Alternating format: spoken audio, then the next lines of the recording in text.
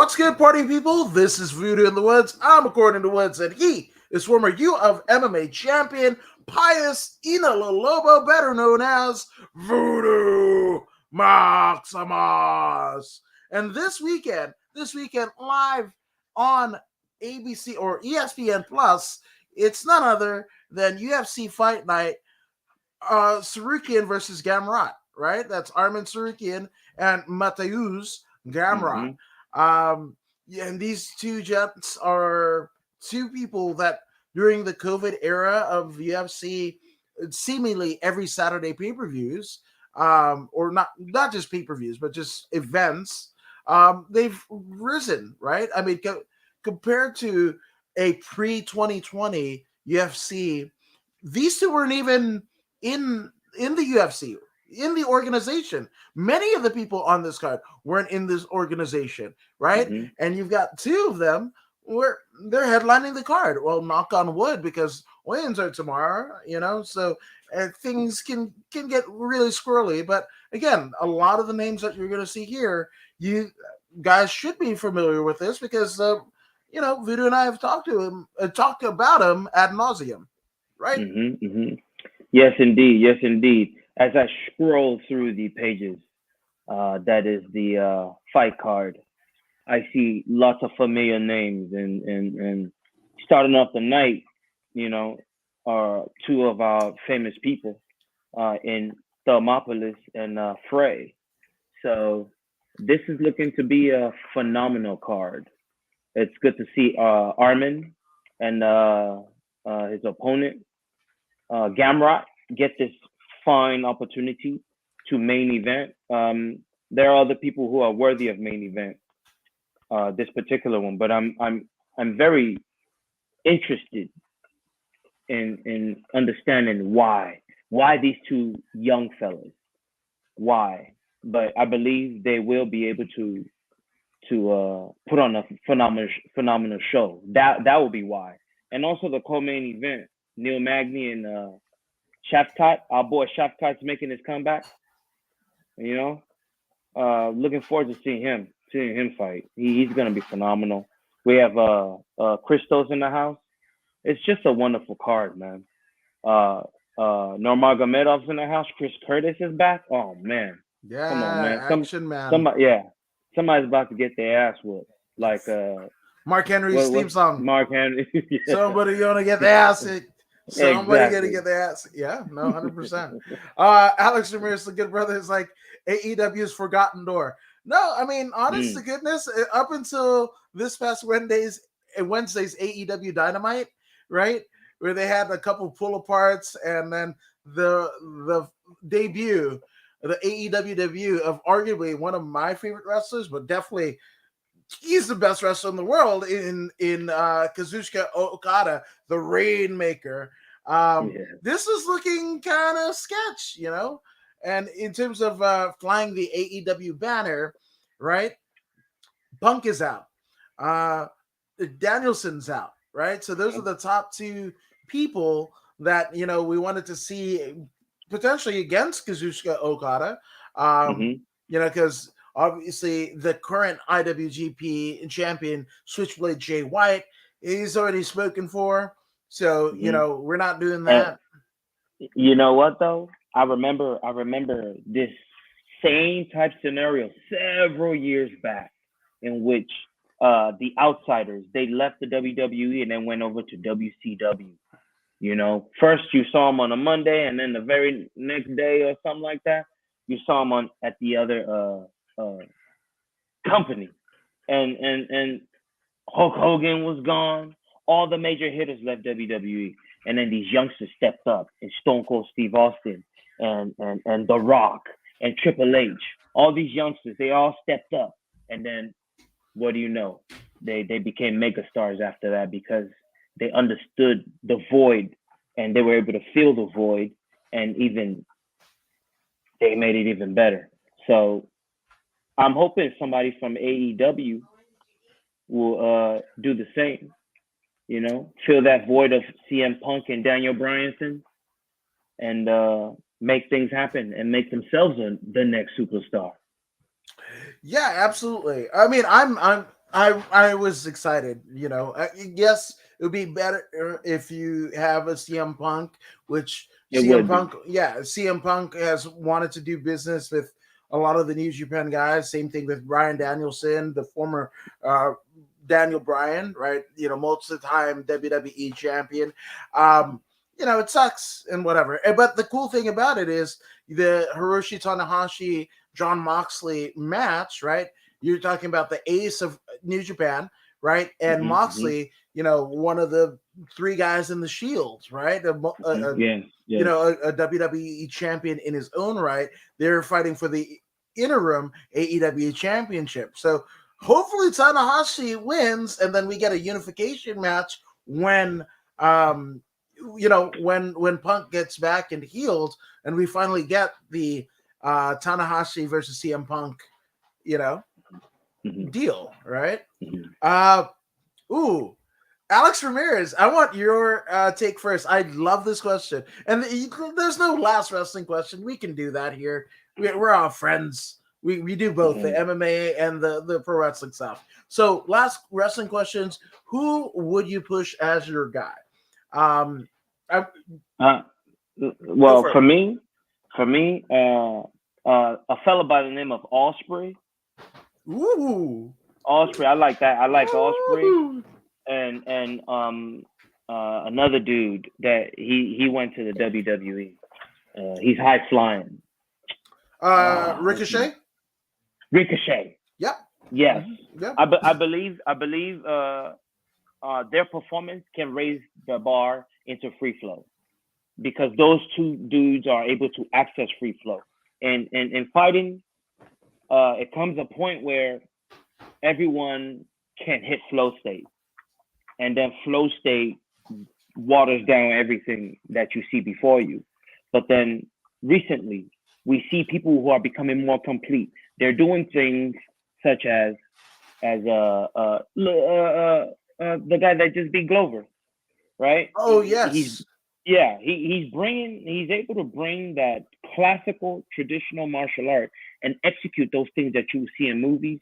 He's executing them in real life. You know what I mean? You have the Adrian Yanis's, you have the Brandon Royvals. These guys are bringing that new style that that can be easily accessed by everyone. You know, only a select few, right? And it is these select few that the little kids will see, and then boom, you have a new wave. The bar has been raised yet again, you know. So Ricochet and Osprey, this fella, those two fellas, those are the two guys that I want to bring on the next wave of pro wrestlers. I want them to push the bar into that next level. Um, if it can be done in the movies, it can be done in real life. Yeah, and I know I love your response. Those are two guys in Will Osprey and Ricochet. That can get it done for sure. Be in between the ropes, right? Mm-hmm. Now, for me, right, I think it's actually a little bit different. I don't think there's one particular person. Given what we have, especially in the instance of AEW. Um, with AEW, pushing a Brian Danielson and a Punk, that's amazing, right? Obviously, showcasing MJF, that's another guy, right? So I think I propose, something along the lines of what New Japan did, way back in the day, where they had the Four Musketeers, which was, I think it was Shinya Hashimoto, uh, Masahiro Chono, I believe Kenji Muto, right? Mm-hmm. Who, Mm-hmm. obviously more famously known as the Great Muta. And the Mm-hmm. fourth one, I can't remember for the life of me. But they had a very similar instance of like, Hiroshi Tanahashi, Shinsuke Nakamura, I believe Katsuyori Shibata, right? Like I think there's three people. So MJF is going to be at the top of my list. There's also, um, God, MJF is there. I want to say, God, I just love Danhausen, but like he's not the guy. Hmm. Um, there's a guy named Jonathan Grisham. He's a I mean the octopus, and I don't like octopuses, but I love the hell out of Jonathan Grisham. You never thought you Hmm. would see a 5'2" catch wrestling black guy. Jonathan Grisham Hmm. is it. So I think Grisham is there, and I'm talking about like guys that haven't had the rocket strapped to them, and I would even say like in terms of the women, like whether it be Brooke, uh, uh, Britt Baker, or like a Ruby Riot, formerly Ruby Soho in the WWE. A female, right? When you have the male. Look at what the business was like in the WWF when you had an Austin and Rock or and Triple H feud, and then you had China kind of doing the same for women, right? Like I think that the next wave will come by way of the women. So Hmm. that's what I would believe. I want to say like a combination, but MJF is definitely there. You know? Yeah, yeah, yeah. You're right about the women thing. They are putting in work. They're Yeah. they're they're they're making their own mark, which is impressive. Yes.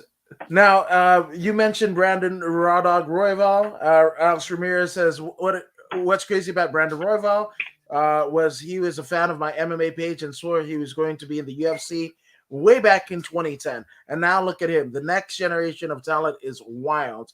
You know, Yes. um, yeah, and that's it. The reason is shout out to Alex Ramirez because the only reason why Brandon Royval was a guest on the According to Woods podcast during the pandemic was because of one Hmm. Alex Ramirez. And so Hmm. shout out to Alex Ramirez. This bud's for you, my friend, That's my right. brother. That's dope. But again, look back in 2010 and 12 years later, Royval is here. Kind of staking your claim. I love it. Yeah. Yeah. Um, and I would have given Pac a shot, the former Adrian Neville in the WWE, right? Pac is what he went by in the Indies, and he's Pac again. And I would have given Pac a shot when he debuted. He was hot, 100%. He's, oh man, he reminds me more of Dynamite Kid in a safe way. Mm. Because, obviously, a comparison to Dynamite Kid is going to be Benoit. That didn't turn out well for either of them. Pac is very much like the best parts of those two aforementioned guys, but without a lot of the drama. So, yeah, and I would love to still see him, in a top spot, whether it be in New Japan or AEW. I would love to see him in the next 2 years be a world title champion, not contender, champion. So I Hmm. dig it. I dig it. Uh, and the good brother Shane Husky saying hello, hello Shane. Check out his Twitch streams; they are tremendous. So yeah, I mean, you basically started it off, right? You said we Hmm. got a banger for this UFC Fight Night card right off the bat. We Hmm. have former Invicta World Champion, the 11-6 Jin Yun Frey against Vanessa Little Monster Demopoulos. Obviously, Hmm. Demopoulos, a former Hmm. strawweight champion, the inaugural strawweight champion of the LFA. So, I mean, this is LFA, in my mind, this is LFA versus Invicta. You've Yes. got two Yes. of the best ambassadors and champions of those respective promotions, and Hmm. they're doing it in the UFC. Hmm. Hmm. I love Yes. it. Yes. Yes. Yes. They're opening up this wonderful card, man. It's a great honor. It's a great honor that the first thing the people see are these two, right? Some people might think that being the first fight is no. There's nothing wrong with being the first fight. Nothing wrong with it at all because you get to set the tone for the night. And these two ladies are. It's gonna be fireworks. Thermopolis will bring the rain. She will be a complete mixed martial artist in this particular matchup. You won't don't expect her to be a tough person and try and strike. She would go for that takedown as soon as possible and try and execute. Jin Yu, on the other hand, will need to stand on her feet and piece her up. This is where Jin Yu excels. Though Jin Yu can wrestle and can jujitsu, she excels standing. So you're going to see clinching. You're going to see high level mixed martial arts. these two ladies deserve that we go 50-50. So who would you pick? Oh, I'll here's gladly pick the other. okay. Okay, so here's the deal with me. All right. Hmm. So this is so hard, right? No Hmm. little monster, right? Just so kind. That one there, right? And Hmm. then Jun Frey, I've been a fan of Hmm. hers since her days in Invicta. But Hmm. here's the thing. Hmm. So Jun Frey has a submission loss to a now released Kay Hansen, right? It Hmm. released from Hmm. the UFC, Kay Hansen, and that was Hmm. by a submission. Hmm. Little Monster Vanessa Demopoulos is a better jiu-jitsu practitioner than Kay Hansen. Hmm. So and it breaks my heart to do it, but I know the acumen of Vanessa Demopoulos, and yes, she's a jiu-jitsu brown belt. All Hmm. that being said, right? But one of her last outings, man, she got a hell of a head kick knockout. Which Yes, you did. yeah, that Hmm. wasn't you didn't think that was going to be, but between her Hmm. coaching at both Saxon Muay Thai in the Hmm. Valley area of Los Angeles, as well Yep. as Yep. basically training with Eddie Cha and the Hmm. gang over in Arizona at the MMA lab, Hmm. Hmm. that's the results that you're getting, right? So and that KO was actually way back in LFA pre UFC, but I think it's within the last year, so I think it definitely counts, right? So Hmm. this one I'm actually gonna go with Vanessa Demopoulos.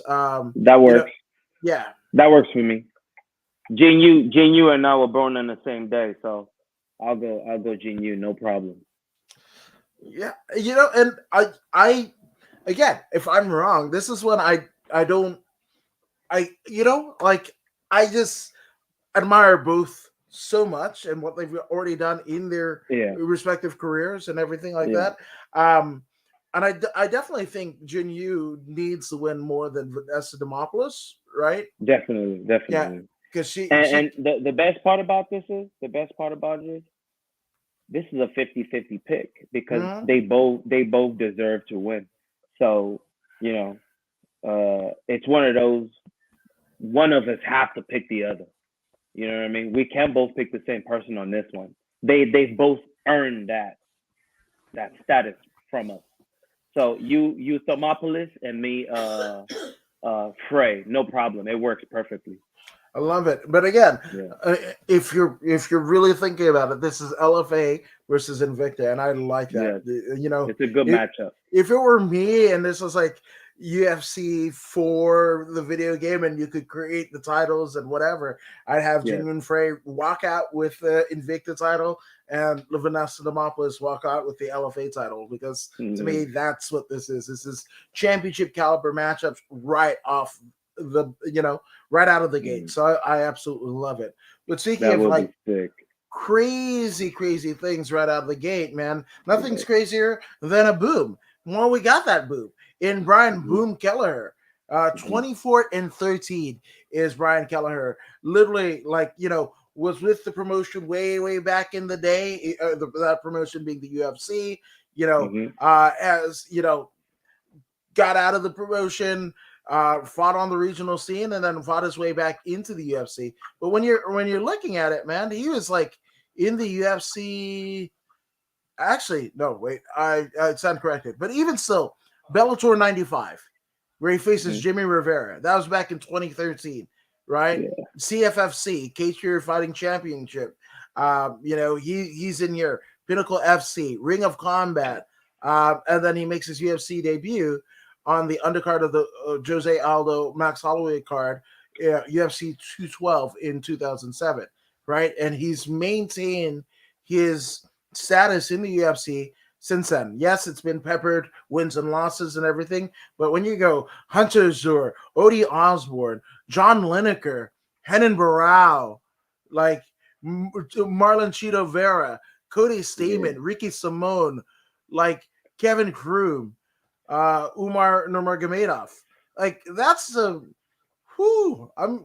that's a tough road to sow. And Kelleher for the last 5 years has been able to hang and even defeat a lot of these guys. So shout out to Hmm. Brian Kelleher.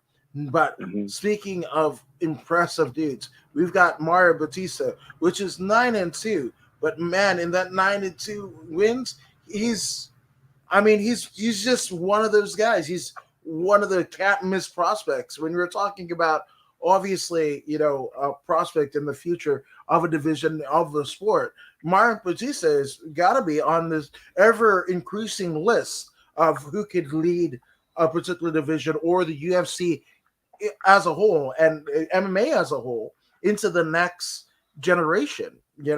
Um, he's been in there with Miles John. He's been in there with Corey Sanhagen. Lost by armbar, but Corey Sanhagen is a former UFC title contender. Yep. Um, yeah, dude, like even though there aren't, it's not the record of Batista isn't as tenured as Brian Boone Kelleher. Still, it's pretty impressive, and all Yep. these wins. He was fighting in Tachi Palace when Tachi Palace was still a thing, even the dying days, but even still, back in 2017, he's Hmm. fought here at Smash Global, which Hmm. you're an alumnus of Smash Global, Yeah, we fought on the same night. that was it. Yeah, Yeah, absolutely. we fought on the same night. Yeah, you got Yeah, the that's KO. Wow, that's yeah. tremendous. And I think he got the submission that day, Yes, he if I did. remember Yeah. correctly. So you got a first round KO, and then Mario Batista got a first round rear naked choke. So Yeah, wow, that's tremendous. That's it was a that's so good day. cool. So I don't want to assume, but I have a feeling you're going with Mario Batista. No. Yeah, I'm going Batista all the way, man. No, you've already said enough. Batista, classy dude, man. He's all focused. You know what I'm saying? And I like to see exactly that. The way he is, he's 100% focused on his task. That's what I observed about him. There's no talking about this guy in the back. He doesn't talk. He's there for a reason, and he gets the job done. And I want to see more of that. You know, I want to see more of that. I like the focus, and I'm also going with Bautista. Yeah, and again, this is nothing against Brian Kelleher. We're both fans of Kelleher. Is a complete martial artist. Submissions, crazy decisions, right? Where they're firefights, submissions. Brian Kelleher has got it all, right? But Yeah, yeah. this might Hey, be. Oh, go this ahead. ain't personal. No. This ain't personal. I, this ain't personal. I know Bautista. I know him more than I know Boom Boom, Bam Bam, or whatever his name is. I mean, you know what I'm saying? Boom, I've only seen on TV. Bautista, I've seen in person. So I'm more than likely going to pick him anyway, and I like his style. So therefore, nothing personal, Mr. Bam Bam Callagher. All love. But I'm going Bautista anyway. And he's high in the rankings. So therefore. Yeah. There we go. No, 100%. Which you mentioned about like nothing personal or what have you, but somebody who's had his personal life kind of thrown into the spotlight since his inception in the UFC is one South African JP Bays, right? Mm-hmm. Because the first time that we saw him, he was with his then wife, Cheyenne, the warrior princess, and man, it's been a what did Miley Cyrus say? It's the climb. Yeah, it's been a Mm. fucking climb in terms of following what the fuck is going on with these two. But it's JP, the young savage, that we're talking about here, 26 years of age, hailing from Gateburg, South Africa, now residing in Las Vegas, training at Extreme Couture, right? And I mean, to the his entry to the UFC was just like you remember there was a Volvo commercial that they kept on Mm-hmm. fucking playing right during the Mm-hmm. pandemic. Mm-hmm. Well, in that inclusion of Cheyenne and JP, right, Mm-hmm. we pretty much saw that Volvo commercial in terms of promos for these two, right? and for it within a year or two, they're no longer together. Both, I think, uh, JP lost his fight, and then Cheyenne competed in arguably one of the worst MMA contests that I've ever seen in my life. Hmm. Uh, it was, And it then, was, and then she won like one or two bonuses and disappeared. yeah. I mean, disappeared from the gym, disappeared from her husband. She just done, oh man, Houdini. You know, so I don't know, but Baze is fighting none other than Cody Durden, right? And Cody Durden, you don't want to fucking bring your drama to Cody Durden because Hmm. 12-4-1 is Cody Durden, and he trains out of Atlanta, Georgia, the Atlanta top team or American top team Atlanta, which has the Hmm. fucking Pitbull brothers. Those are that's some Patricio. It's Patricio and God fuck, I forgot. Is it the Pitbull? No, no, no, no, no. I'm thinking of the heads. It's the Brazilian brothers. God, I forgot. I forgot who else trains out of. You know what? I could actually just click on the tab and it'll tell me exactly who trains there. Jesus Christ, the Limas. There you go. I'm a Oh fucking yeah, idiot. that's right. Yeah, Diego and Yeah, Douglas. yeah, That's a yeah, and I believe Douglas is the former Bellator champ. That's why I thought the Pitbull brothers. But the Pitbull brothers obviously train under the Cringe King or whatever the fuck in Arizona, so it's not them. Um, but yes, the Limas, right? So yeah. that's what Yeah. that's the prestige that Cody Durden is bringing to the table. But unfortunately, um, it's been a tough go for Cody Durden, right? Now coming into the UFC, man, he was kicking ass. Valor Fighting Challenge, he KOs Dre Miley, a friend of the According to Wood show. Dre Miley, Hmm. had one of his eyes basically rendered blind because of eye cancer. But he's one of the baddest hombres in the world, training with the likes of OSP and what have you in the dirty South, right? Um, so the fact that he beat Dre, that's something, right? Um, Yeah. Not too familiar with the other ones, the Veron Rams or the John Sweeneys of the world, but he gets to the UFC in 2020. Right in August, like literally a month after UFC started running shows again, right? Yeah. Yeah. Um, and goes to a draw with Chris Gutierrez. That's one, right? It's a draw. Got a canceled fight with Jimmy Flick, who's was coming out of his LFA world title win, right? The flyweight division world title win, and he gets finished by Jimmy Flick because that's what Jimmy Flick does, right? Mm. And then but he beats Aloring.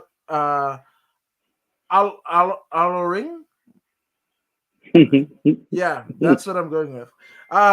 Because when they fought, because we covered that fight, but it was like Ali Alating or something like that, and now Something it's like that. Yeah, I yeah, remember yeah. that. Now it's different, right? So cool, man. All right. Um, so this one's a 50-50 split. I don't think it's going to be as entertaining or as how do you say, not relevant, but I think in terms of title rankings and stakes, I believe the Vanessa Demopoulos and Junior Frey has more stakes than this fight, even though Mhm. that's opening the card and this third from the bottom. So fuck it, These I'm two gonna guys, I'm hey gonna go with man, Cody. hey, they're gonna need us to really go 50-50 because both of these dudes are both coming off losses, two two losses. They could be fighting for their jobs in this coming up event this weekend. So I would definitely choose the other guy that you didn't pick because they need the support. Yeah, it's just again the obnoxiousness of fucking how JP and Cheyenne came into the fucking again. It's on ESPN Plus, folks. If you've got it, whatever, go back to that fucking fight and count. Take a shot. And if you're not of the alcoholic variety and you're in recovery, then take I don't know, ginger ale, something, right? And see how like if you're not blitzkrieg bopped on the alcohol, or getting an insulin shot from all of the sugary drink consumption that you do after every time a fucking Bays, Cheyenne, and JP fucking promo played, then you're doing it wrong. And you got kidneys stronger than I thought. Because if I took a shot for every whatever, and I could hold my liquor, but I'm just saying I'll be pissing out my butthole is what I'm saying. So yeah. There you go. And Mick Mac, shout out to Mick Mac. He says, "Hey guys, last Friday night wasn't the same without Voodoo Maximus, 100%." Because I guess we air on Friday night for in Australia for Mick Mac, and yeah. So shout out to Mick Mac, and it's also for the 80th time in the last 3 weeks. It's Mick Mac's birthday today. So, oh shit. Yeah, so happy birthday, man. Yeah, for the 80th time in the last 3 weeks. So he's 769. Shout out to you. Happy birthday, man. Yeah, happy birthday. And guess what? But we said that last week, and we'll probably say it next week. All those birthdays, man, that means you're aging fast. Yeah. It's the opposite of Benjamin Button. You better slow it down. Yeah. So what is the opposite of Benjamin Button? I don't know. Like I was like, if it's a button, I'm thinking of like a button, like a belly button, right? So it would be like an Iron Sheik Audi. Would it be? like what's the opposite of Ben? Benjamina Audi. No, I don't know. Fuck, it's the Sheik. It's the Iron Sheik. If it's Benjamin Button, then it's the Iron Sheik's Audi. His Audi belly button. So there you go. And I sent up to all of his websites. Where can I get my free stuff on my birthday? You can DM Voodoo Maximus, and he'll get you some stuff. Johnny Zipper. I was gonna say Marky Humdinger, but there's that. But let's go with Johnny Zipper. 10 points. 10 points. So I mean, you've got who? Durden or Bays? I take Mr. Bays. He needs the support.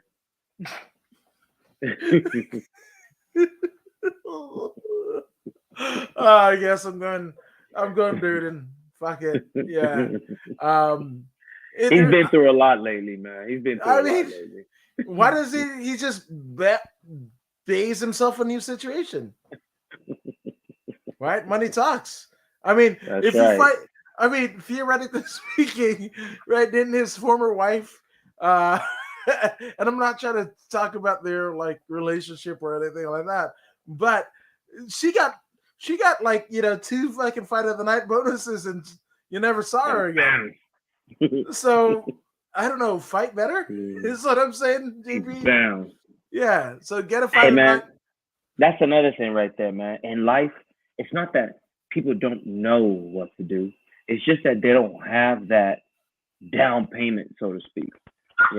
That few $1,000s to really get their dream started. You know what I'm saying? If it's a business you wanted to open, like 50 G's right there can make things happen. Right? Most people don't have an opportunity at this.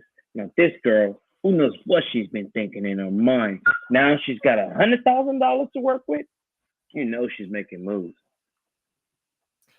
Yeah, that just moved the fuck away from JP. That's what it did. Jesus Christ. Yeah, so I got Durden, you got JP. No problem. Yeah, it's definitely something. Now, speaking of things that are something, we have Rylan Paiva with a 21-4 record. That's as good as it gets, right? And not be higher up in the rankings. I mean, he's ranked Mm-hmm. number 20th bantamweight in the world, but my goodness, like that's a hell of a record. But Mm-hmm. also, his opponent of the night, Sergey Mm-hmm. Morozov, Mm-hmm. also has an impressive record of 17-5. So let's kind of disseminate a little bit of their records here, right? Mm-hmm. So we're Mm-hmm. going to go with Moserov, right? Mm-hmm. And in terms of Moserov, let's look for names that we know, right? Mm-hmm. He's actually coming from Kazakhstan. Shout out to Mm-hmm. Kazakhstan. I didn't know that that was a thing until Borat, Mm-hmm. Me right? too. Yeah. So sorry, but you know, he fought all along the M1 Global Challenge Series, right? Yes. Yes. Um, Josh Rittenhouse, unanimous decision, but then he goes into the UFC, faces Umar Nurmagomedov, and gets rear Mm-hmm. naked choke because that's what happens when you fight a Nurmagomedov, right? Mm-hmm. Mm-hmm. But won a unanimous decision over Khalid Taha, right? Mm-hmm. But then lost via rear naked choke, the same way that he lost to Umar Nurmagomedov, and he loses to Douglas Silva de Andrade, right? Mm-hmm. Now, on the other side of the docket, we have Raulan Paiva, right? Raulan Mm-hmm. is training at Team Alpha Male. His most recent fight was a losing effort to Sugar Sean O'Malley, where he gets Mm-hmm. KO'd in the first round by O'Malley, right? And then Kyler Phillips Matrix, he wins a majority decision, right? Mm-hmm. Even has a unanimous decision win over Zalga Zumagulov, again, Mm-hmm. a favorite of Voodoo Maximus and Mm-hmm. Eyes, right? Um, KO's Mark De La Rosa, right, in the second round of their fight at UFC on Mm-hmm. ESPN Plus 25, but Mm-hmm. lost to Rodrigo Bontorin and Kai Kara France, right? Mm-hmm. Um, to me, Paiva has just a better record, like Mm-hmm. and a battle tested record over Sergey Mozarov. So Mm-hmm. I'm gonna go with the Brazilian Roland Paiva, and Mm-hmm. especially if Roland hits a submission because it seems like Sergey Mozarov is susceptible to rear naked chokes. Mm-hmm. And Mm-hmm. this is Roland doesn't strike me as the Junior Dos Santos type of Brazilian where Mm-hmm. it's like a Jackson that can't dance or the Osmond that can't sing, right? A Brazilian that doesn't do jiu-jitsu, but then there's Junior Dos Santos of the world. But he strikes me as, Rylan strikes me as like the Damien Maya and that archetype. So I think that is the style that is going to thwart Sergey, but you never know what happens. But for the record, I'm going with Rylan. Okay. This here is it's a clash of styles. Um, though Paeva is a very good striker, um, his road to victory in this particular matchup will have to be grappling. As you saw previously mentioned, Sergey he's susceptible to being submitted. A couple of rear naked chokes, and it is what it is. When you have three straight up rear naked chokes, then something's up. So he clearly doesn't spend much time on the grappling aspect, but we know Paeva comes from Team Alpha Male, so that grappling is there. They grapple a lot. That grappling is going to be there. Paiva coming from a knockout will probably want to play it safe and grapple and try and submit his opponent. His opponent, knowing that Paiva just got knocked out in his most recent fight, will want to replicate that effect. So it's going to be a grappler versus striker type thing going on, and whoever's will suffice. Uh, I'll go with Sergey. I'll go with Sergey. I have no horse in this race. Yeah, that's pretty diplomatic of you. I like it. I like 50 it. 50. 50 50 50. 50 50. Yeah, absolutely. Now, Mick Mac says that actually some places give you free ice cream and etc. on your Hey. birthday when you so I do the multiple signups at place. That's 100%. Yes, and that is no holds barred. And also, like, Indeed. you're holding your wallet, and if you paid for it, you'd be barred. So that's the energy I feel that's being brought. But speaking of energy being brought, we have in the next fight of the card, downtown DJ Brown, 16-8, going up against a name that Voodoo's gonna pronounce. Go for it, Voodoo. Nordenbik. Shailang Nordenbik. Shailang Nordenbik. Even though it says China, he must be from like the mountainous region part of China or something. He doesn't look like he's from. Oh, he's from Beijing. Well, I take that. Born in Xinjiang. Xinjiang. See, I told you. Yeah, he's from some maybe hometown is a countryside, and then he came to the city to fulfill his goals or dreams of fighting in Beijing. But when you look at him, look at the hat he's wearing. Almost seems like he's Muslim or something. You know what I mean? He seems like, okay, like, see how we have Khabib? Right. He's Russian. He's Russian, but he's not from like Moscow Russian. He's from like, mountainous Russian. So this is what I believe this fella. He seems to me like he's from high up in the mountains. Maybe I'm wrong, but it just seems like it. And he's a Wolverine too? Oh man. Watch out. Okay. Watch out. There's a hurricane. There's a hurricane coming. Stand back. Stand back. No, there's a hurricane coming through. There you go. Man, you're like, the Russian and Mountain. I was just like, in my head, like Mountain, the band, Mississippi Queen, as I'm drinking a White Russian. I don't know what the fuck. Yeah. And in terms of the name pronunciation, 2 out of 10. 2 out of 10. But it seems like, Voodoo, you know what needs to happen, right? Voodoo, you need to take some of your own advice and sign up for the 4 name pronunciation classes by Voodoo Maximus. For 1 easy payment of $9.99.99 or 4 easy payments of $4.99.99, you can pronounce the name that he said, and hopefully this is not an international. Nurdambik. Gesundheit. Let's just call him Shaylin. Yeah. What up, Shay? What up, Shay? Name Shaylin. Pronunciation. Yo, Shaylin. Isn't that Will Smith's son? Or not? Or non-binary? I don't know. Yeah, one of them. But yeah, so we've got him versus the other one. Right. Let's look at the 36-10 record of Shaylin. Most recent outing in the octagon was a win over Sean Soriano, but then lost to Joshua Kulibao, right? And so he's 1-1 in the UFC. Actually lost to Zhu Rong way back in 2020. It seems like it was a lot. 2020 seems a lot further back than it is now, right? And then he even has a win over Alexei Bokenstrictor Olenek. Wow.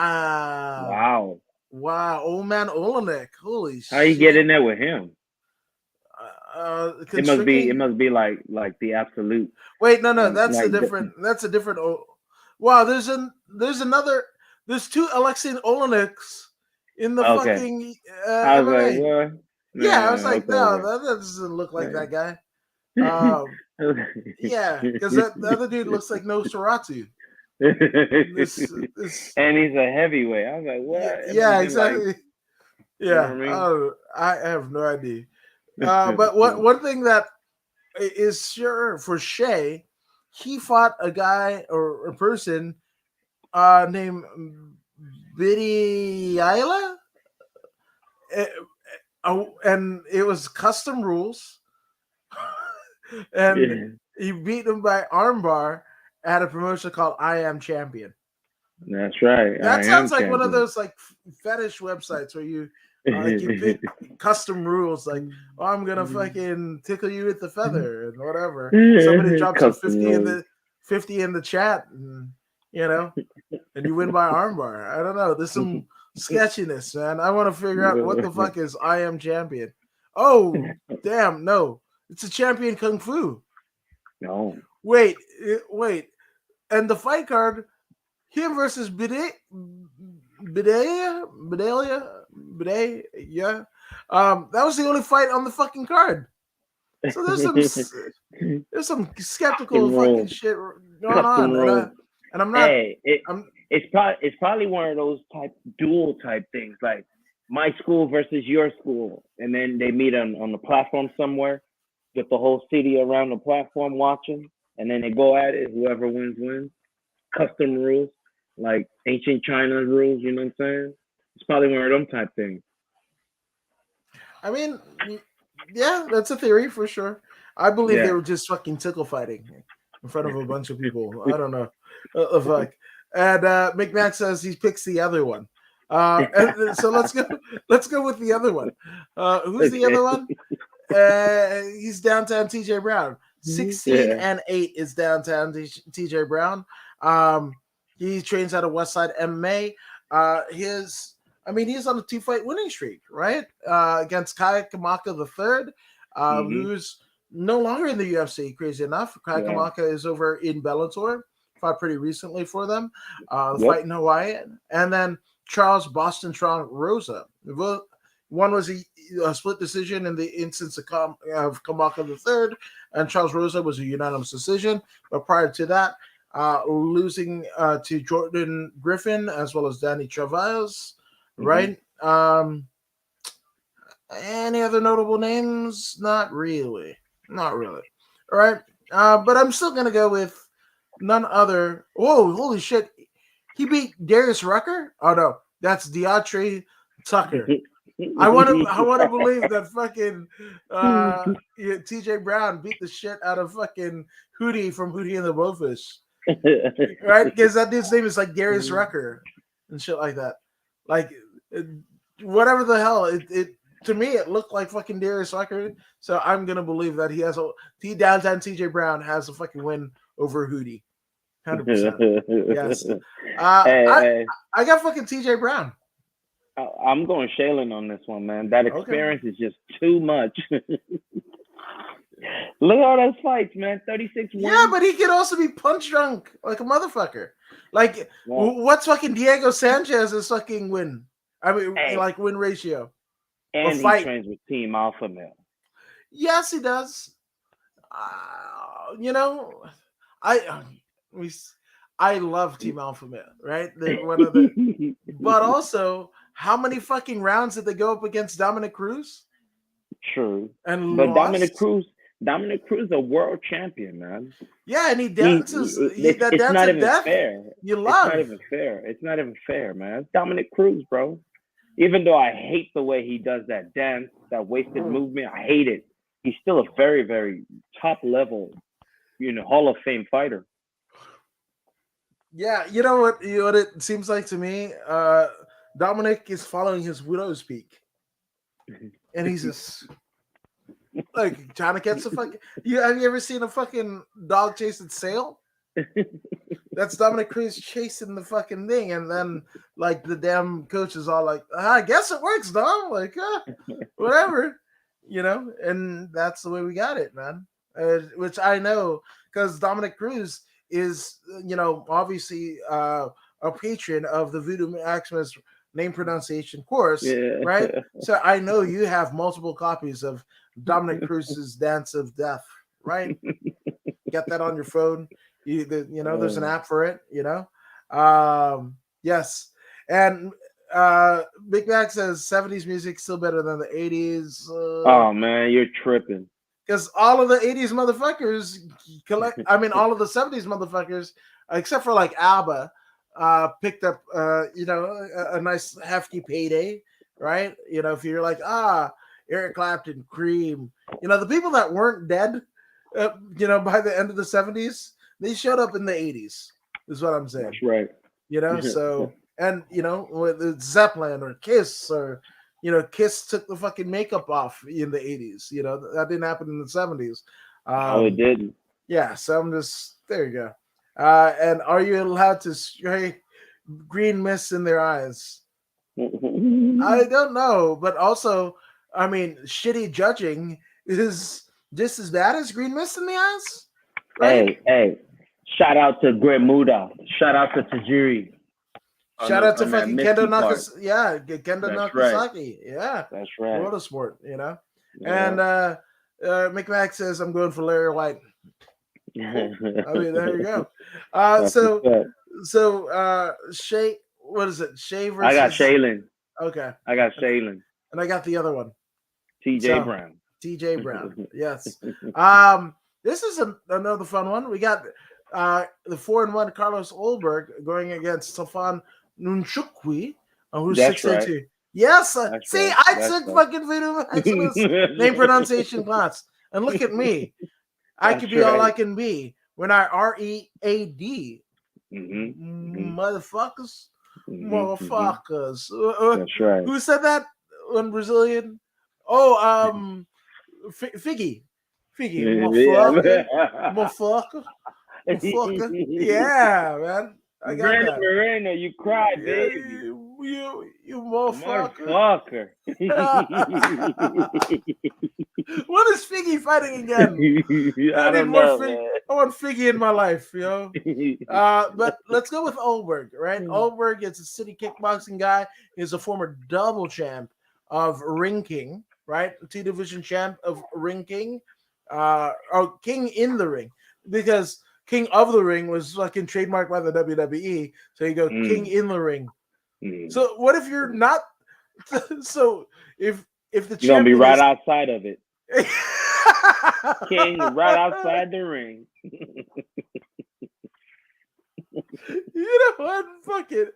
I'm gonna see on GoDaddy.com if that's whatever King out of the ring. If that domain isn't taken and it's like less than $5, I'm gonna snap that some bitch up. I'm just saying. But yeah, so Carlos Olberg has a win over Fabio Cherrans, right? But lost to Kennedy. You know that guy. Yeah. What's his last name? Nzechukwu. Yep. which is different than wait. He's Igbo. He's from the Igbo tribe. Okay. I'm from the emo tribe. That shit is about Fall Out Boy. Dance. Speaking of dance, fucking Dominic Cruz is his dance to death. That's what I want to believe, Voodoo, as you're in the dojo, and you're training the next wave of martial artists, these youngins here. I want to believe that you're listening to Fall Out Boy's dance while you're watching fucking Dominic Cruz's dance of death fucking video tutorial. That's what I want to believe. Hey man, I'm all about the classical music and 80s music. That's my jam when I'm training. Okay, I like it. That's it. Didn't fucking Fall Out Boy do a cover of "Beat It" with John Mayer? I think they did do. Didn't they? Yes, they did. And John Mayer is fucking playing the solo, which again, holy fuck! Like, and when you think about it, like that solo was originally done by fucking Eddie Van Halen, and you got John Mayer playing "Beat It," the solo for fucking "Beat It," who Fall Out Boy is covering. This is wild. Yeah. Oh, shout out to Christina sir, the cousin. Adam LOL. I could be having a bad day, and you could just make me laugh so much. That's what we're here to do. So, shout out to you. Hope everything is well. Man. Come for the financial advice and we stay for the magic tricks, I guess. That's right. Yeah, 100%. But speaking of magic tricks, man, we got again Olberg.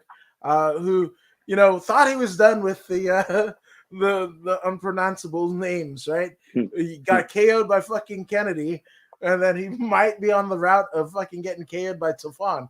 Tafon is a bad hombre, man. And now the 6-2 Tafon Nchukwi, Dadan Tafon. That's a great name. Tafon Dadan Nchukwi. That's fucking dope. Oh shit, he's a fucking Lloyd Irvin guy. Ooh, we know. I mean, I'm sure we talked about this, but Lloyd Irvin, one of the most underrated black belts in all of jiu-jitsu, man. Notable out of Lloyd Irvin's camp is nothing other than Jesus Christ. What I have her face. It's not Shayna. No, is it Shayna Dobbs? Super Yusuf, Sadiq Yusuf. Huh? Sadiq. Oh, Super Sadiq, yes, but also the gal. Yeah, Super Sadiq, but there was also the gal. Jesus Christ. Roya the Destroyer.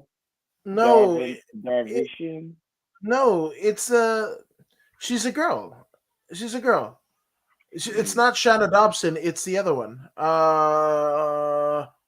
Sajar Eubanks. There we go. Oh, the Sarge. Yeah, Sarge. Yeah, who's also. I think that was the first time I'd ever heard of Lloyd Irvin when Sajar Eubanks was on the Ultimate Fighter, and he was coaching and everything like that. And then when I got to find out who the hell Lloyd Irvin was, I was like, oh shit. Yeah. So I'm good with Tafon, man. Like he's got, obviously training with Super Sadiq, Yusuf, right? You got the KO power there. Tafon has shown KO power in his own right. And then you got the fucking grappling prowess of, being a Lloyd Irvin pupil. I got Tafon.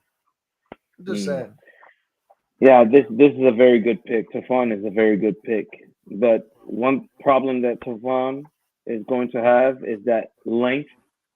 Carlos works with the middleweight champion in the world every day. So he's doubling and tripling his knowledge of distance maintenance while fighting. So I believe Carlos will be able to keep that distance. Tafon won't be able to land his big shots. He won't be able to make the correct read. Carlos will win by unanimous decision. He won't be dynamic. He will be cautious, and he will win by points. Carlos. Ooh.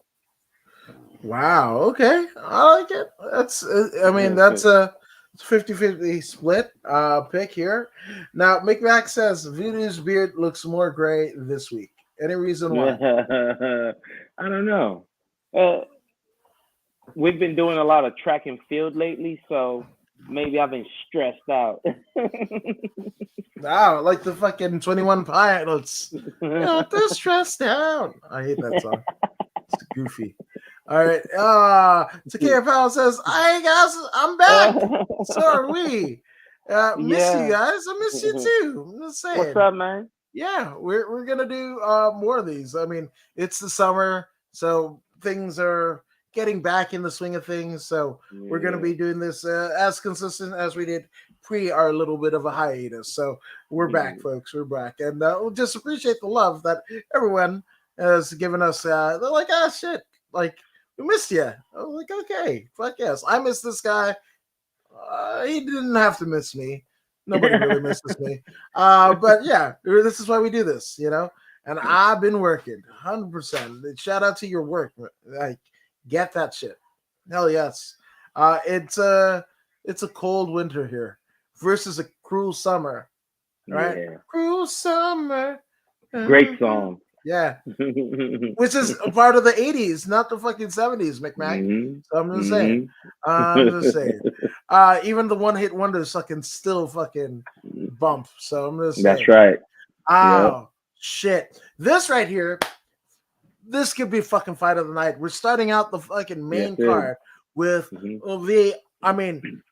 ace, the black belt hunter, Rodolfo Vieira, 8-1. Yes, he's 8-1 in MMA, but by God, he's one of the greatest fucking black belt jiu-jitsu practitioners to ever come out of Brazil, especially competing right now, right? He fucking locked up Dustin Stolfist, right? But lost to Anthony Hernandez, which is crazy because he lost the arm in guillotine. Um, you know, yeah. So it's weird, he's all over the place because when he's not competing in MMA, he does, grappling tournaments, like Spider Invitational BJJ Championship. He did a couple of those. He did Who's grappling, right? That's literally it. Who's like maybe Jim the Anvil Neidhart. That's he probably dressed up like fucking Jim the Anvil Neidhart. Do you remember that, Voodoo? Yeah, I remember that dude. Yeah, no, but do you remember when he was who? Nah. Oh God. Okay, I want you to talk about Rodolfo Vieira, and I'm gonna pick up a picture of Okay.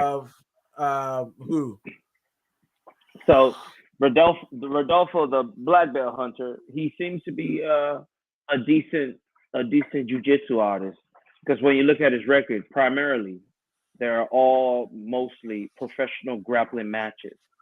So this man brings his grappling into the cage and he just strangles people, rear naked chokes, arm triangles. Sometimes he'll beat you down with the ground and pound, rear naked choke, arm triangle, arm bars. He's a specialist grappler. Unfortunately for him, he's running into Chris Curtis.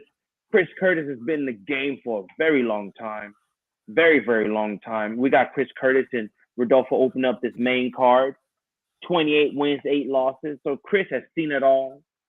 He just understands that Rodolfo can catch him in that first round, but if he takes Rodolfo past the first round, it's going to be an easy stoppage for Chris Curtis. Chris Curtis is going to piece him up.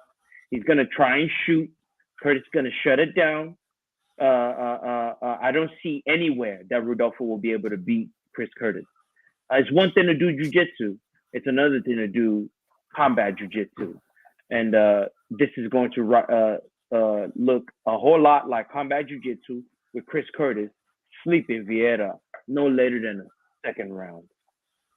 Yeah, I'm going with Action Man too. But before that, obviously, one Rodolfo Vieira basically fought at a promotion called Who, right? Thus, I bring to you Who? Jim the Anvil Neidhart. That's Jim the Anvil Neidhart, folks. What? I never knew he did that. Yeah. Well, that was right after Brett, left the Heart Foundation and what have you. We never got a real payoff for that. But Brett leaves the Heart Foundation, and what we got was this is Jim the Anvil Neidhart's kind of in between before he ends up teaming with Owen Hart as the new foundation with the baggy pants. But at the time that Jim is doing Who, Owen is actually high energy with Coco Beware that are wearing. Yeah, it's wild. Yeah, baby. Yeah, fucking one of the greatest of all time is fucking Owen Hart. I'm so glad. Oh, did you see the Owen Hart tournament and the subsequent belts? No. Oh my god, it's the most beautiful good? fucking. Oh god, yeah. The tournament, they had a men and a female tournament, but the fucking winners got belts, and all the plates, they look like the old Stampede Wrestling North American title, but they have Owen sucking different poses etched into the deal, and the leather, right? You know how they have the inlays and the stamps on it. The stamps are hearts, and the belt straps are black and pink. Yeah. And then the women's, it's reversed, where it's black inlays and on a hot pink strap. Is this WWE? No, that's AEW. They did AEW. the Owen. Oh, yeah, they did the Owen Hart invitation. Owen Hart Memorial Tournament. That's that's Eddie Torres, actually, of Rock and Roll Beer Guy podcast and the Comedy Store podcast, actually went to a convention at LAX and whatever, and Adam Cole, the recipient and winner of the Owen Hart Invitational, he had the belt with him, and literally had him pose with the belt so I could get a close up picture Wow. of the fucking belt. Belt is my favorite belt in current day wrestling. So better than That's the what's up. WWE's, except for the I like the NXT UK belt. That's fucking cool as shit. But other than that, the Owen is my favorite. You know, Mick Mac says it's a hot summer night, Donner summer, All right, like right. the That's her Greek. name. Oh, Donna Summer. Oh, I got Donna. it. Yeah. I Donna. thought it was those those little Mediterranean like grapeseed. Weren't those Mm, Donnas? You know what I'm mm. talking about, right? They fucking wrap No, this like when you go to a Greek restaurant or a Mediterranean restaurant, they have I don't go Donnas. there. I don't go to those. Whack, whack, whack. I'm Right, there's some of the cleanest looking meats that you're gonna get. sure it is. I'm sure it's Wow. pretty kosher. I'm sure it's Yeah. pretty kosher, and I'm sure it's lamb or something like that, right? No, they got Isn't beef. that lamb? They Like, got okay, okay. chicken. Yeah, I just haven't had the opportunity. One of these days. Wait, you live in the valley and you never had fucking Mediterranean food? Not really. Oh, wow. No, not really. Wow. but That's okay. We gotta I break I know they're around. I know they're yeah, around. I just like on every corner. In the what is it? The I, God, I can't remember what the valley. There's a traditional name, but the Valley of Los Angeles, folks. yeah. That's what we're going for. But yeah, Black Belt Hunter, right? Chris Curtis. Chris Curtis is going to beat the shit out of the Black Belt Hunter. In hmm the premise and the under the auspices of what Voodoo Maxima says, right? Fight a black belt, cool. Right? You punch them one time, they become a brown belt. Punch them even harder, they become a fucking purple belt, and you keep on That's punching right. them until all of them fucking stripes fall the fuck off. So You better Chris have a Curtis, little wrestling. yeah. Oh, speaking of wrestling, again, you remember the first time that I mean, we knew Chris Curtis because Chris Curtis was training out of Team Quest and what have Yeah. you. Cut his teeth here. Now he resides in Vegas and everything. But remember the first time that the UFC audience saw him way back on Dana White's Contender Series. hmm Oh, he hmm broke his fucking hand. He broke his hand in the first sequence of the fight, right? hmm Just crack somebody right in the fucking forehead, his arm breaks. And what does Chris Curtis do? Proving he is exactly what his moniker says. He is the action man. He figured out a way hmm with a broken hand to super hmm kick, literally super kick a motherfucker and knock him out. Chris Curtis, Chris Curtis is a fucking he's a G.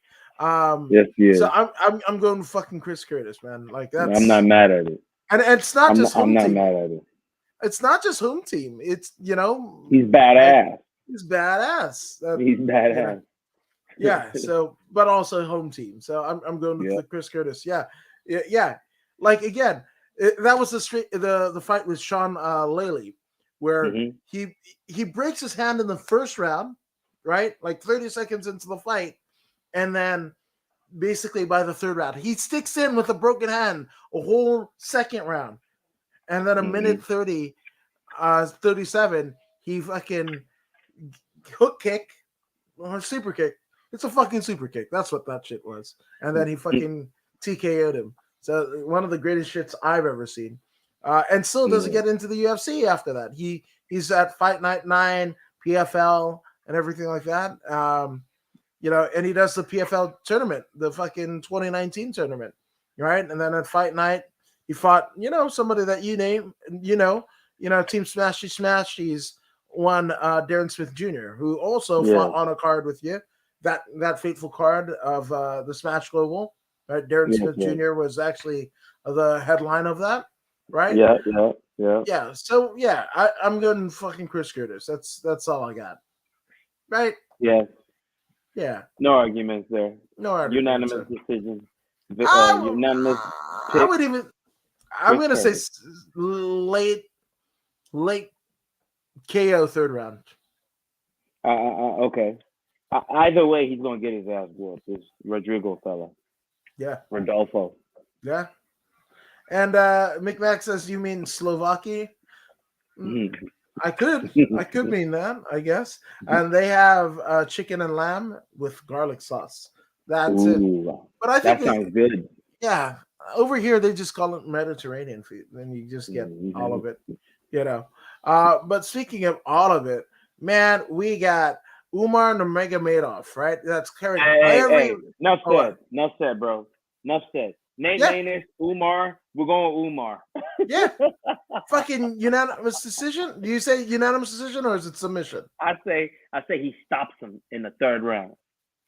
He's gonna wrestle him to the Okay. ground. He's gonna wrestle him to hell. And he's gonna take his back and take his neck. Yeah, I feel it. I feel that too. Umar's 14-0 for Christ's sake. Forget Yo, about it. dude. But also, he might be the most aesthetically looking Nurmagomedov there is. You know, rather than looking like evil Abe Lincoln, right? This motherfucker looks like a damn Jonas brother. A The Jonas brother fucking, that can smash your brains in. which is the worst Skype of Jonas brother, right? We saw the other Jonas brother in the fucking TV show Kingdom. Shout out to Yeah. Kingdom. If you haven't seen that shit yet, that is arguably the best depiction of MMA in Hollywood. Is that there's With, 2 or 3 with the seasons? with the exception of the drama. I don't mind the drama. The fuck, it's a drama. It's like in Hollywood. You telling me the fucking Exactly. Iron Man don't have no damn drama? Telling me that fucking what else is there? Gone with the Wind don't have no damn drama? Like you in Africa and the only motherfucker that's black in there is the fucking piano player that's from Detroit. Oh fuck ass weird. That's some drama, bro.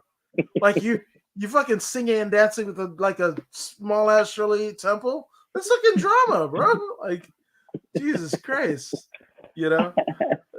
McMack says I heard Voodoo paid Virgil for a photo. Is that true? I would pay Virgil for a photo, man. That dude, hey, even though he didn't really do much when he was with the $1 Million Man, I think that that little piece that he played was perfect in fulfilling the image of the $1 Million Man. Completing the whole visual. Virgil was an essential part of it, and he did a fantastic job. I mean, he tried to wrestle. He was what NWA for a while. He did what he could. I would have paid him actually if I got an opportunity to meet him. I would definitely pay Virgil for a photograph, most definitely. Well, you said Virgil was perfect to the presentation of $1 Million Man, Ted DiBiase. Well, he That's wasn't right. Mr. Perfect. You know why? No, he Because he wasn't. fucking hit on my mom when I try to ask him for an autograph, you fucking asshole. Jesus Christ. Jesus Christ. I'm not saying fuck that dude, but I am saying something. Yeah.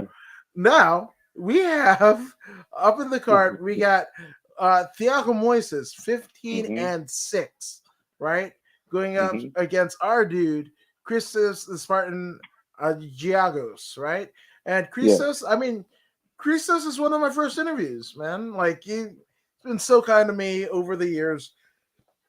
He's now since moved to Florida, South Florida, to be with American Top Team. But for a long time, he was Oh. with System Training Center, right, Mm. in the South Bay region, Hawthorne specifically, right on Hawthorne Boulevard. Shout out to System Training Center. But this is actually Christos's, second run in the UFC, right? He had his first run, maybe, arguably, it happened too soon. I think even Christos would tell you that, right? But then he fights outside of the promotion. RFL, LFA has a couple fights in Russia, which is Mhm. a crazy and a wonderful thing for a fighter to be able to ply your trade in waters that are foreign, right? Mhm. So, and the paydays are not bad either, right? Fights his way all the way up through RFA, LFA to kind of get back. And then he faces Leeson Kudus at Dana White's Contender Series 2018, where he gets a TKO. And then he's back. He's back 3 months later, and he faces literally a cross state or cross town rival, if Hawthorne to to Orange County, Huntington Beach specifically, but loses to Benil Dariush, who literally trains 45 minutes away from where Christos used to train at System Training Center at the famed, Jesus Christ, why am I, Rafael Cordero, where does he fight? Kings MMA. Yeah, there you go. It's a lot of information. Some of it fucking sticks, some of it doesn't, right? And then you got to talk about Thiago Moises because that's a 21 fight record, in addition to being a fucking jiu-jitsu world champion, right? He also lost to Benil Dariush, right? Beat King Bobby Green, but losing to Islam Makhachev because Islam is a bad motherfucker, right? I'm, just on general premise, I'm going with the 1909 Christos Spartan Giagos because that's home team. It's home team. But I also feel like he could get it done, especially after the win over Carlton Minus and Sean Soriano, as well as, it was a losing effort to Drakkar Klose, but Drakkar Klose is one of those guys where, that's the fucking line. That's the bar. And you get past that bar, you do it, most people don't make it out alive when you get in there with Drakkar Klose. So to come away with just a decision loss, okay, so I'm again, it's home team, but it's for good reason as well. So I'm going with Christos Giagos. I'm going with Christos as well. I believe Christos has enough grappling to defend himself against the Thiago Moises. Thiago is good, very good jiu-jitsu artist. Striking is decent, but his bread and butter, 75% of his game is going to be that jiu-jitsu. He's doing what he's doing. American top team. I believe they're both American top team now, is what you're telling me? I think so. Which I don't know how they work that shit out. Hey, this is becoming more acceptable, right? This is becoming more acceptable. These people fighting each other from the same camp. In the end, they're professional. I would have an issue with it, but in the end, you got to feed your family, man. I'm not mad that they're doing this. I'm not mad at all. I just can't do it. I can't do it. I find it difficult fighting people that I know. For real, fighting them for real. I find that very difficult. So I wouldn't do it, but it is what it is. It is what it is. But I got Giagos, man, all day long. Oh yes, all day, every day. Can't stop. Yep. Won't stop. But going on, we have the 8-3 Alan Barreau, right? And the Black Samurai, because he's French. He's a samurai, but he's black, so and he's French, so it's a samurai. But it's been kind of up and down for the Black Samurai, right? Because he, pre the UFC, tussled with Dalcha Langjiambula, right? In EFC. And for those who don't know, EFC is the top MMA promotion in South Africa, right? So lost to, gets KO'd pre-UFC by Dalcha, right? And after that loss, right, that's 2017, it's not for another 3 years where he faces Tom fucking Aspinall. We know that guy, right? Where he gets KO'd essentially by Aspinall, or TKO'd rather, right? But it's a 3-year odyssey between, a fight with a now UFC veteran, right? And when he actually gets a shot in the UFC, right? But that was a loss, right? Then he goes against Rodrigo Nascimento, right? But he goes to a non-contest with Rodrigo, right? Then loses to Parker Porter. So this is a must-win against Josh Parisian for the Black Samurai, right? And even though, over the course of the pandemic, France actually lifted the lifelong ban of MMA in France, right? but they're kind Right. of a baby. It's just like, erecting a commission in New York, after New York had went almost 20 years without having licensed MMA. And, we saw all the fucking shitty ass decisions that a commission could make. So imagine Mm-hmm. what you are as a fighter, and you're a fighter. This is the way that you apply your trade. And the company, in the country that you live in and reside in, doesn't even have your fucking sport, bro. So that's what we're getting, and Allen might be, one of the best French fighters, but then, when you get to the big pond of the UFC, pardon the The pun, water's deep. The it's water's deep. so fucking deep, right? And here we go, man. You talk about deep waters. We got Josh Parisian, who isn't a household name, but 14-5 means he's got 19 fucking professional fights. Now, KO'd, TKO'd Chad Johnson, not Chad Ochocinco Johnson, but a different MMA fighting Chad Johnson, right? Then he loses to Parker Porter via unanimous decision, then beats via split decision Rookie Martinez, but then loses to Dontel Mays. So this is the quintessential up and down in terms of the UFC career for one Josh Parisian. Mm-hmm. So this is a must win. Even though they're Mm-hmm. third from the top, this is a must win for both gentlemen. So I want to see what you got. This is a tough matchup. It's gonna be a stand and bang, free for all. The Bodot, he's going to have to be disciplined with his kickboxing. He's gonna have to bring that French kickboxing to the table and be excellent. If he's disciplined with his striking, he can outmove and outwork his opponent, Josh Parisian.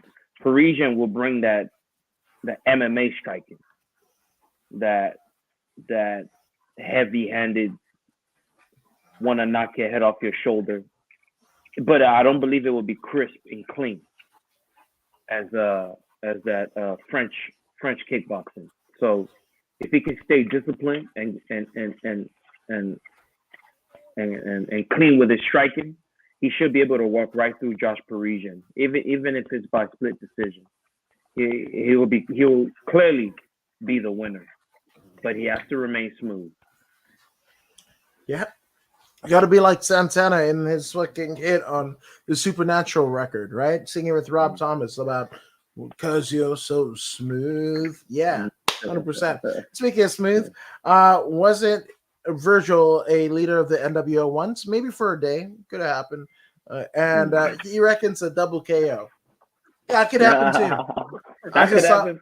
Yeah, shout out to Nash Tigram, because he actually shared on his Instagram profile double fucking elbow KO from a Muay Thai fight over the weekend. Holy shit. Yeah. It was rough. Yes, 100%. I got you.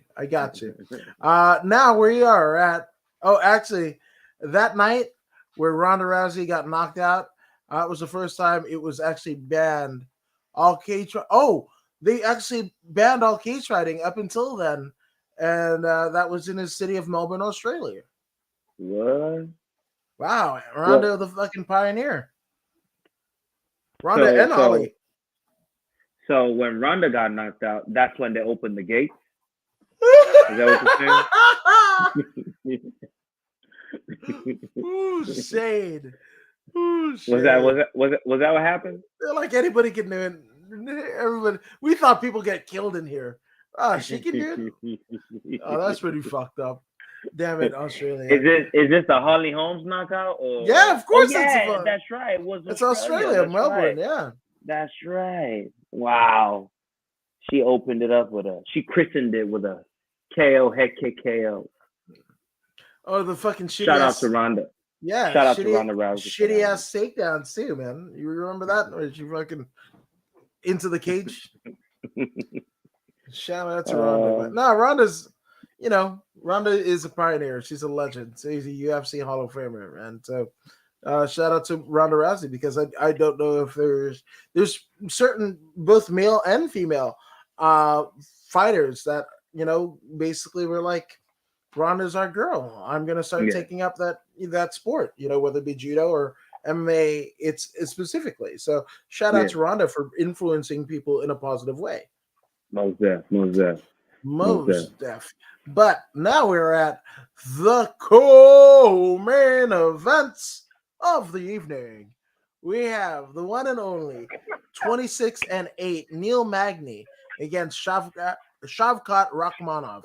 Shavkat Mm-hmm. Nomad Rakhmonov is a perfect 15-0, hailing from none other than Kazakhstan, right? He's a Uzbekistan. Kazaki. He's a Okay. Kazaki. Kazakhstan. Okay. Yeah. Oh, there you go. I, you know what? All the fucking Mediterranean talk. I want some Sasaki fucking spread and all that shit. I'm hungry. That's what I'm trying to say. But in terms of Shavkat, right? Those wins, right? All 15 wins. Also, three of those take place in the UFC, where he finishes all of his opponents in the UFC. Alex Oliveira, guillotine choke. Michael Prazaris, rear naked choke. Carlston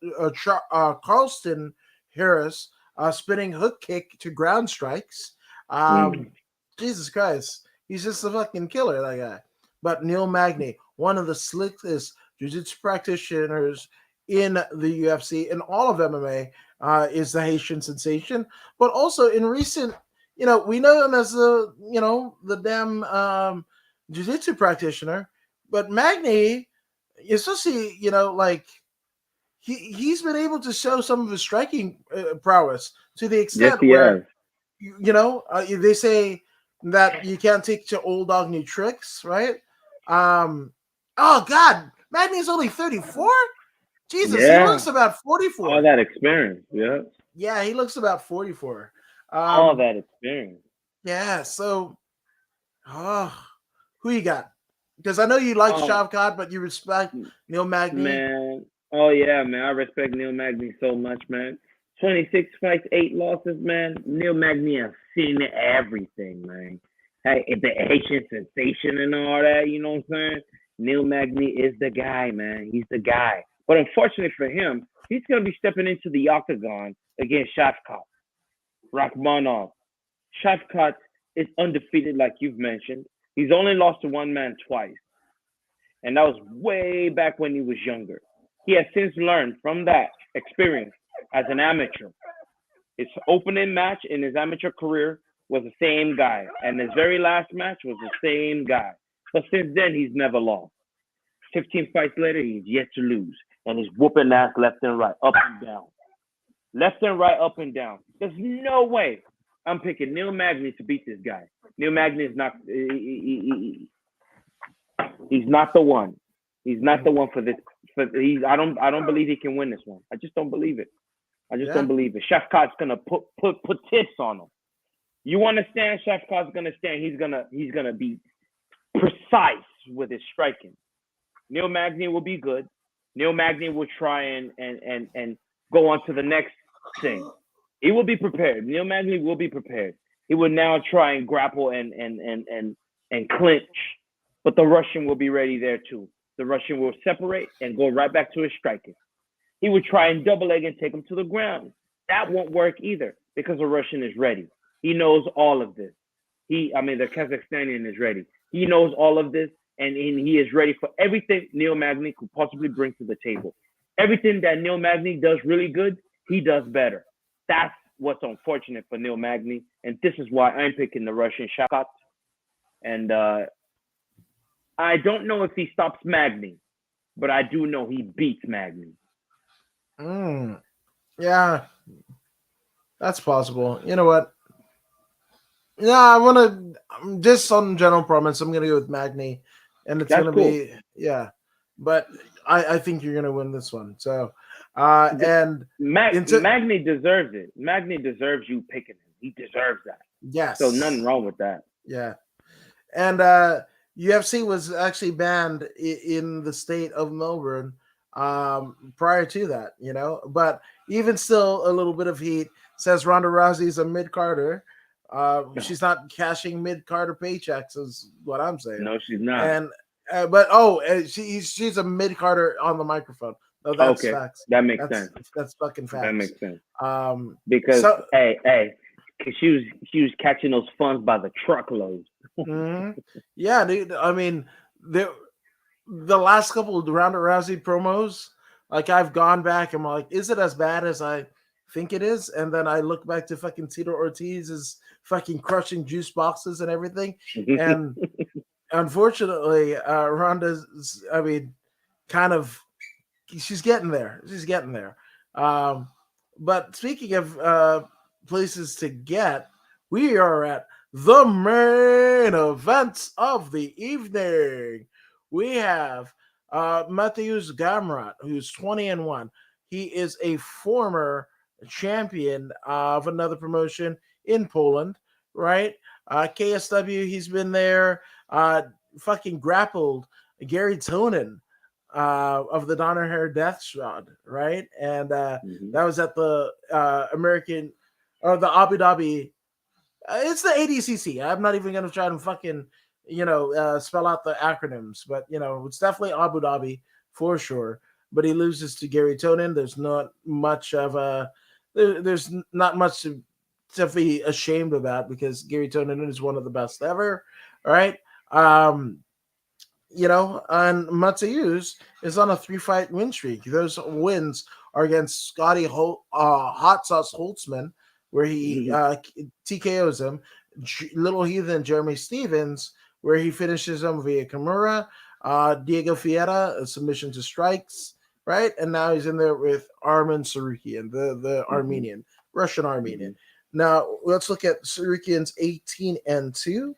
Um, Trains out of Tiger Muay Thai and is on a 5-fight winning streak. That is against Oliver Auburn Mercier, which is a unanimous decision win. Davi Ramos, another unanimous decision. Matt Favola, unanimous decision. Christos Yagas, TKO. And Joe Alvarez, TKO, right? Uh, Damn, Armin Sarukyan's fucking record at the level of competition, it just seems to be a lot higher in terms of acumen than um, Gamrot. So I'm gonna go with Sarukyan. Uh, Tsarukyan, he has that style, for lack of a better word, that I prefer. He is a complete fighter. They're both complete fighters, but Tsarukyan strikes in a manner that pleases me very much. He's never flat-footed. He doesn't brawl, but he's extremely technical. He brawls you in a technical manner, and he pushes the limit of free flow. He pushes the limit of free flow. He understands that flow state is easily accessible by everyone, so he strives for that next level. He's up there with the Royvals and those other guys we mentioned earlier. He's up there with them. He is bringing forth the next generation of fighters. He is one of them. He is a pioneer of this new group, this new generation of dynamic strikers. He is one of them. And I believe with his excellent conditioning, he will be able to defend Gamrot's attempt. And he might not finish him, but I believe he will do enough to win by split decision. Hell yes, yeah. I got a split decision with Sarukyan taking that. Mhm. So yeah, man, that was UFC, the Voodoo in the Woods UFC Fight Night uh, pre-show. So we're gonna be back at some time to kind of break this shit all down for you. But until Mhm. then, I'm Courtney Woods. There's a link tree that has all the stuff on the social media. And Voodoo, where can they find you on social media? On Voodoo Maximus everywhere. Voodoo Maximus on YouTube, Instagram, Facebook page, uh, Twitter. Voodoo Maximus all day long. Let's go. Snapchat as well. No, that's right too. Yeah, absolutely. And did we like the Christian shark porno? or Promo? promo. You going to strippers now? No. No, not yet. I'm gonna go take a shit. Just say, but I hold my shit for you guys. That's right. Number one, champ shit only. No, we love you guys. Thank you for supporting us. You're amazing. Go ahead and check out all of the Voodoo stuff, all of my stuff. Also, bodyslam.net, where we're being simulcast right now. Mario Yamasaki's to bodyslam.net. And we will see you soon with more Voodoo in the Woods. We got you. But have a great weekend, folks. Like, fucking enjoy fights, enjoy life. We got, what was it? Fucking Forbidden Door. We got fucking UFC. We got some Bellator. We got some PFL. There's all this shit. So go watch it. Be happy with your family. Drink sake with your significant other. And we'll see you later.